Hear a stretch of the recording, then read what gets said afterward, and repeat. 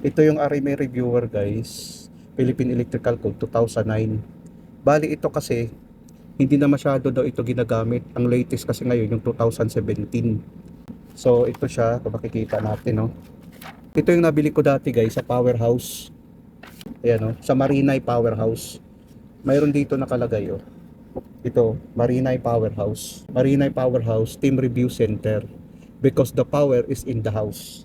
Ngayon, ang latest guys, ito yung latest ngayon na 2017. Ito siya no, Philippine Electrical Code 2017 Part 1 sa Powerhouse. Kung gusto nyong bumili dito o mag-inquire, punta kayo sa Powerhouse Training Center.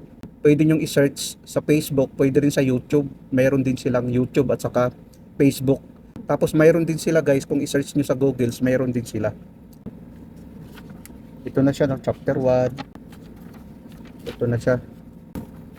Talagang maano kasi ito, marami ito.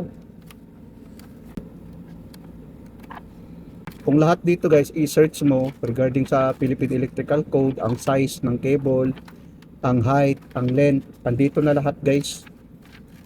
Pag i-search mo ito, pag buksan mo ito lahat, andito na.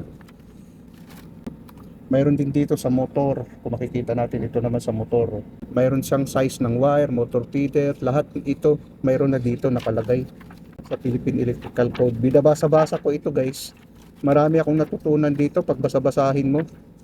Sa mga gustong mag-avail nito, i-ano nyo lang yung Powerhouse kung mayroon pa ba sila, kung mayroon pa ba silang ganito.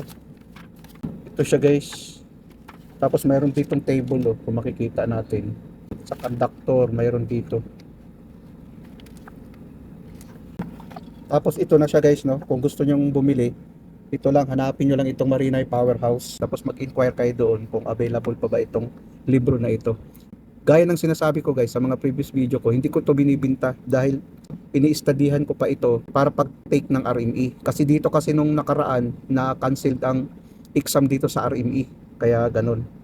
Kaya maybe next year baka kung maka-exam ako, so magagamit ko itong libro na ito.